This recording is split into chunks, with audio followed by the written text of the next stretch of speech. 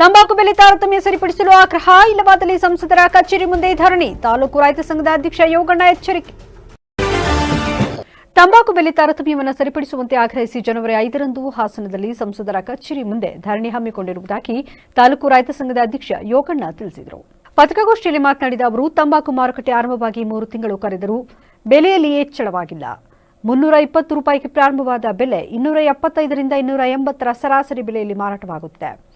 ಆಂಧ್ರಪ್ರದೇಶದಲ್ಲಿ 145 ಮಿಲಿಯನ್ಗೆ ಬದಲು 250 ಮಿಲಿಯನ್ ತಂಬಾಕು ಬೆಳೆದರೂ 450 ರೂಪಾಯಿ ಗರಿಷ್ಠ ಬೆಲೆ ಕಂಡುಕೊಂಡಿದೆ.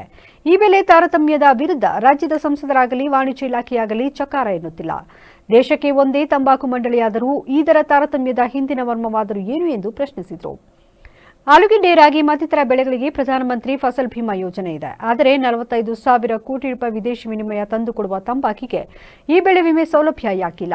ತಂಬಾಕು ಬೆಳೆಗೂ ಈ ಯೋಜನೆ ಜಾರಿಯಾಗಬೇಕು.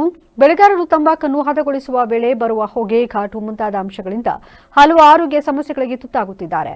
ಆದರೆ ಮಂಡಳಿ ರೈತರಿಗೆ ಆರೋಗ್ಯ ವಿಮಾ ಸೌಲಭ್ಯ ಕಲ್ಪಿಸಿಲ್ಲ. ಆರೋಗ್ಯ ವಿಮೆ ಜಾರಿಯಾಗಬೇಕು. ತಂಬಾಕು ಬೆಳೆಗಾರರ ಕ್ಷೇಮಾಭಿವೃದ್ಧಿ ನಿಧಿಯಿಂದ ಮೃತಪಟ್ಟ ಕುಟುಂಬಕ್ಕೆ 50,000 ರೂಪಾಯಿ ಸಹಾಯಧನ ನೀಡುತ್ತಿದ್ದು, ಇದನ್ನು 5 ಲಕ್ಷಕ್ಕೆ ಏರಿಸಬೇಕು. ಇಷ್ಟೆಲ್ಲ ಸಮಸ್ಯೆಗಳಿದ್ದರೂ ಬೆಳೆಗಾರರ ಹಿತರಕ್ಷಣೆ ಕುರಿತು ಯಾವ ಸಂಸದರು ಮಾತನಾಡುತ್ತಿಲ್ಲ. ಈ ಬಗ್ಗೆ ಸಂಸದರ ಗಮನ ಸೆಳೆಯಲು ಸಂಸದರ ಕಚೇರಿ ಮುಂದೆ ಧರಣಿ ಹಮ್ಮಿಕೊಂಡಿರುವುದಾಗಿ ಹೇಳಿದರು. ತಂಬಾಕು ಬೆಳೆಗಾರರ ಪತ್ರಿಕಾಗೋಷ್ಠಿಯ ಉದ್ದೇಶ ಏನಪ್ಪಾ ಅಂತಂದ್ರೆ, ಕರ್ನಾಟಕ ಮತ್ತೆ ಆಂಧ್ರ ಪ್ರದೇಶಕ್ಕೆ ಬೆಲೆ ನೆಲೆ ಆಗ್ತಾ ಇರತಕ್ಕಂಥ ತಾರತಮ್ಯ ನೀವು ನೋಡಬಹುದು. ಅಕ್ಟೋಬರ್ 8ಕ್ಕೆ ಮಾರ್ಕೆಟ್ ಪ್ರಾರಂಭ ಆಯಿತು. 3 ತಿಂಗಳಾದ್ರೂ ಸಹಿತ ನಮಗೆ ಬೆಲೆನಲ್ಲಿ ಸ್ಥಿರತೆ ಕಂಡುಕೊಂಡಿಲ್ಲ. 320ಕ್ಕೆ ಪ್ರಾರಂಭ ಆದಂತ ತಂಬಾಕು ಬೆಲೆ ಇದುವರೆಗೂ ಸಹಿತ ಅದರ ಬೆಲೆನೇ ಹೆಚ್ಚಿಸಿಕೊಂಡಿಲ್ಲ. ಕೇವಲ 275, 280 ಸರಾಸರಿ ಬೆಲೆನಲ್ಲಿ ಮಾರ್ಕೆಟ್ ಅವರಿಂದ ಕಂಡುಕೊಂಡಿದೆ. ಆಂಧ್ರ ಪ್ರದೇಶದಲ್ಲಿ 145 ಮಿಲಿಯನ್ಗೆ ಬದಲಾಗಿ 250 ಮಿಲಿಯನ್ ಹೊಗೆಸ ಬೆಳೆದ್ರೂ ಸಹಿತ 450 ರೂಪಾಯಿ ಮಾರ್ಕೆಟ್ ಗರಿಷ್ಠ ಬೆಲೆ ಅಲ್ಲಿ ಕಂಡುಕೊಂಡಿದೆ. ಇದನ್ನ ಯಾವುದೇ ಮಂಡಳಿ ಚೇರ್ಮನ್ ಇರ್ಬೋದು, ಸಂಬಂಧಪಟ್ಟಂತ ವಾಣಿಜ್ಯ ಇಲಾಖೆ ಇರ್ಬೋದು, ಸಂಬಂಧಪಟ್ಟಂತ ಕೈಗಾರಿಕೆ ಇಲಾಖೆ ಇದ್ರ ಬಗ್ಗೆ ಚಕಾರ ಇತ್ತಿಲ್ಲ. ಹಂಗಾದ್ಮೇಲೆ ವಾಣಿಜ್ಯ ಮತ್ತು ಕೈಗಾರಿಕೆ ಇಲಾಖೆ ಅಂಡರ್ ಅಲ್ಲಿ ಬರ್ತಕ್ಕಂಥ ಒಂದು ಅಂಗಸಂಸ್ಥೆಯ ಕೆಲಸ ಮಾಡ್ತಕ್ಕಂಥ ಮಂಡಳಿ ಜವಾಬ್ದಾರಿ ಇಲ್ವಾ? ಯಾಕೆ ವಿದೇಶಿ ವರ್ತಕರನ್ನ, ಯಾಕೆ ITC ಅಂತ ದೊಡ್ಡ ಕಂಪನಿ ದೊಡ್ಡಣ್ಣನ್ನೇ ಇವರು ಅವಲಂಬಿಸಿಕೊಂಡು ಕೂತಿರೋದಾದ್ರೂ ಏನು? ಹಾಗಾದ್ಮೇಲೆ ಇದ್ರ ಹುನ್ನಾರ ಏನು?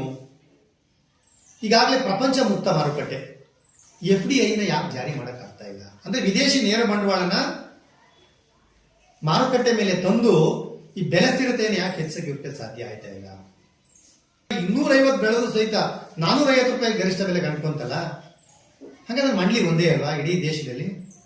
ಯಾಕೆ ಅವ್ರಿಗೆ ಅಷ್ಟೊಂದು ಬೆಲೆ, ನಮ್ಗೆ ಯಾಕೆ ಇಷ್ಟೊಂದು ತಾರತಮ್ಯ ಅಂತಕ್ಕಂಥದ್ದು ನಮ್ಮ ಫಸಲ್ ವಿಮಾ ಆಲೂಗೆಡ್ಡೆಯಿಂದ ಹಿಡಿದು, ತಡ್ಡಿಯಿಂದ ಹಿಡಿದು, ರಾಗಿಯಿಂದ ಹಿಡಿದು ಪ್ರಧಾನಮಂತ್ರಿ ಫಸಲ್ ವಿಮೆ ಇದೆ. 45,000 ಕೋಟಿ ವಿದೇಶಿ ವಿನಿಮಯ ತಂದುಕೊಡ್ತಕ್ಕಂಥ ತಂಬಾಕು ಮೇಲೆ ಯಾಕೆ ಪ್ರಧಾನಮಂತ್ರಿ ಫಸಲ್ ವಿಮಾ ಇಲ್ಲ? ಪತ್ರಿಕಾಗೋಷ್ಠಿಯಲ್ಲಿ ರೈತ ಸಂಘದ ಜಿಲ್ಲಾ ಸಂಚಾಲಕ ಬಂದಿಗನಹಳ್ಳಿ ರವಿ, ಸದಸ್ಯರಾದ ಮಂಜುನಾಥ್, ರಮೇಶ್, ಅಣ್ಣಾಜಪ್ಪ, ನಟರಾಜ್, ಹಿರೇಗೌಡ ಸುದ್ದಿಗೋಷ್ಠಿಯಲ್ಲಿ ಹಾಜರಿದ್ದರು.